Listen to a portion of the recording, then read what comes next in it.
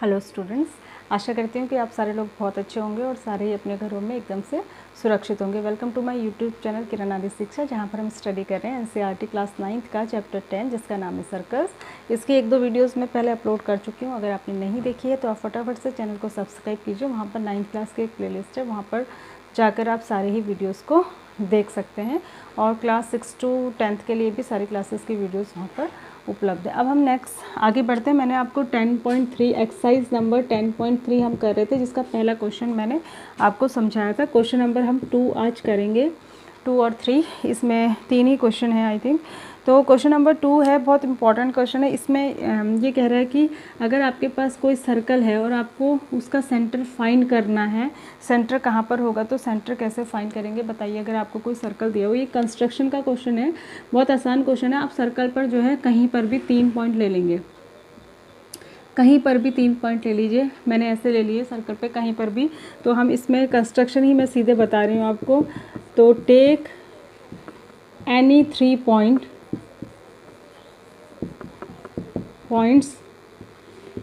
On the circle, ठीक है। Circle के ऊपर कहीं पर भी 3 पॉइंट्स ले लीजिए और फिर इन लाइंस को मिला लीजिए, ठीक है। उसके बाद सेकंड, ये तो पहला पॉइंट हो गया। सेकंड पॉइंट हो जाएगा आपका जॉइन सर्कल। इनके नाम भी मैं लिख देती हूँ, P, Q, R। हम अपनी पसंद से कोई भी ले सकते हैं। फिर जॉइन PQ एंड QR, इनको ज्वाइन किया, ठीक है। दूसरा पॉइंट ये हो जाएगा कि इनको ज्वाइन किया। तीसरा पॉइंट ये होगा कि हम इन दोनों ही लाइंस के परपेंडिकुलर बाइसेक्टर खींचेंगे। आपको आता है ना परपेंडिकुलर बाइसेक्टर खींचना, आधे से ज़्यादा डिस्टेंस लेके 2 आर्क यहाँ लगाएंगे, 2 यहाँ, ऐसे ही 2 यहाँ लगाएंगे, 2 यहाँ। तो जब आप इनके परपेंडिकुलर बाइसेक्टर खींचेंगे, ठीक है, तो जहाँ पर ये दोनों के परपेंडिकुलर बाइसेक्टर कट करेंगे वही क्या होगा, इसका सेंटर होगा। फिर तीसरा पॉइंट हो जाएगा draw perpendicular bisectors of PQ and QR, ठीक है।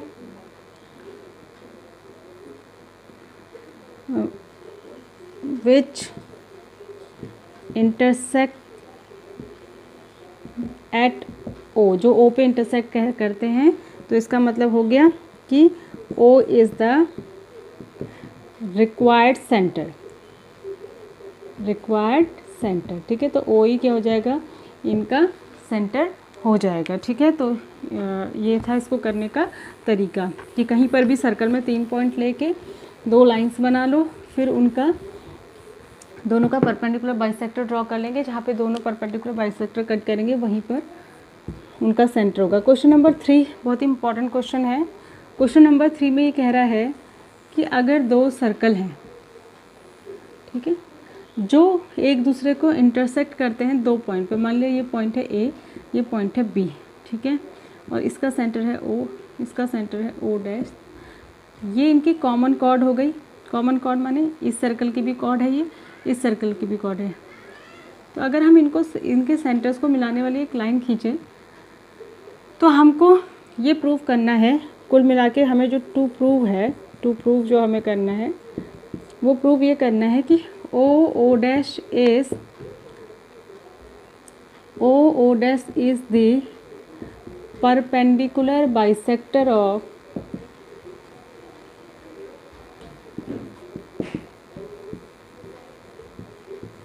Common chord AB। इसने बुक में इस तरीके से दिया है, आपको ये प्रूव करना है कि इन दोनों के सेंटर जो होंगे वो AB के परपेंडिकुलर बाइसेक्टर के ऊपर होंगे। तो कुल मिला के यही प्रूव करना है कि O डैश जो है लाइन वो AB की परपेंडिकुलर बाइसेक्टर होगी। तो हम कंस्ट्रक्शन में इनको ज्वाइन कर लेंगे, ठीक है। परपेंडिकुलर बाइसेक्टर होगी का मतलब ये 90-90 प्रूव कर देना है हमको, ठीक है। ये 90-90, ये 90 और ये 90 प्रूव कर देना है, ठीक है। तो हम कंस्ट्रक्शन में लिखेंगे join OA OB O dash A and O dash B, ठीक है। ये सारे हमने ज्वाइन कर लिए। उसके बाद हम प्रूफ में क्या लिखेंगे, प्रूफ में हम क्या लिखेंगे, देखो इन ट्राइंगल, ध्यान से देखना है, OA O dash and O dash O A O dash and O B O dash. इन दोनों ट्राइंगल्स में, इस ट्राइंगल में और इस ट्राइंगल में देखो O A equal to O B है, ठीक है, O A equals to O B है and O dash A equals to O dash B है। क्यों? Radii of the same circle है, ठीक है। ये दोनों एक ही सर्कल के रेडियाई हैं और ये दोनों एक ही सर्कल के रेडियाई हैं, तो ये दोनों इक्वल होंगी और ये बीच की लाइन जो है ये कॉमन है, O dash equals to O dash, ये कॉमन है, ठीक है, ये कॉमन है। तो जब ऐसा है तो बाय एस एस से क्या हो जाएगा, triangle O A O dash is congruent to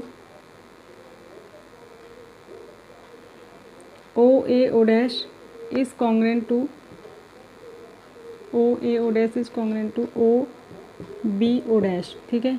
ये ट्राइंगल और ये ट्राइंगल कॉन्ग्रेंट, यहाँ से हमें क्या मिलेगा, यहाँ से हमें मिलेगा कि ये एंगल और ये एंगल इक्वल हो जाएंगे सी पी सी टी से। तो it implies that angle A O, इसका मैं नाम लिख देती हूँ, P A O P is equals to angle B O P by C P C T, ठीक है। ये हमको चाहिए था, ये हमको चाहिए था, तो इसी के लिए हमने इतना कुछ किया कि हमने दो ट्राइंगल को कॉन्ग्रेंट किया, ठीक है।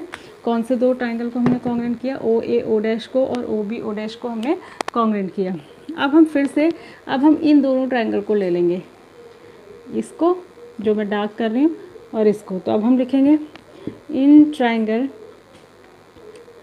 ए O P and B O P, इन दोनों में O A equals to O B होगा, रेडियाई ऑफ सेम सर्कल, ठीक है, दोनों एक ही सर्कल की रेडियाई हैं तो ये इक्वल होंगी, ठीक है। ये एंगल 1 इक्वल्स टू एंगल 2 अभी हमने प्रूव किया है, angle 1 equals to angle 2 by previous proved, अब भी लिख सकते हैं, ठीक है।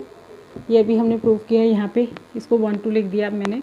और O P equals to O P common है, ठीक है, दोनों ही ट्राइंगल में O P equals to O P common है। तो by S A S congruence rule से क्या हो जाएगा, ये वाला ट्राइंगल, ठीक है, triangle A O P is congruent to triangle B O P. जब ये कॉमन हो जाएंगे तो ये एंगल इक्वल्स टू ये एंगल हो जाएगा, इसको मैं 3 बोल देती हूँ, इसको 4, तो इसका मतलब हो जाएगा एंगल 3 इक्वल्स टू एंगल 4, ठीक है, angle 3 equals to angle 4। But A P B is a straight line, ठीक है, ए पी बी एक स्ट्रेट लाइन है। जब स्ट्रेट लाइन है तो angle B P A equals to 180 degree होगा, ठीक है, ये पूरा एंगल 180 डिग्री है, यानी कि इसका मतलब ये हो गया कि angle 3 plus angle 4 equals to 180 है और एंगल 3 इक्वल्स टू एंगल 4 है, ठीक है। तो क्या हो जाएगा, दोनों की जगह एक ही चीज़ लिख सकते हैं, angle 3 plus angle 3 equals to 180, तो 2 एंगल 3 इक्वल्स टू 180, तो एंगल 3 इक्वल्स टू 180 बाई 2 यानी कि 90, और एंगल 3 90 आ गया तो एंगल 4 भी क्या हो जाएगा, 90 डिग्री हो जाएगा, ठीक है। तो ये दोनों 90 हो गए, और क्योंकि हमने कॉन्ग्रेंट प्रूव किया ही था तो यहाँ से दूसरा रिजल्ट ये भी आएगा, A P equals to B P, ठीक है। तो यानी कि ये लाइन इस लाइन पर परपेंडिकुलर भी है और बाइसेक्टर भी है, तो ये प्रूव हो गया। तो इस तरीके से इसको करना था, बहुत इंपॉर्टेंट क्वेश्चन है, इसको ध्यान से करिएगा। Thanks for watching, God bless you.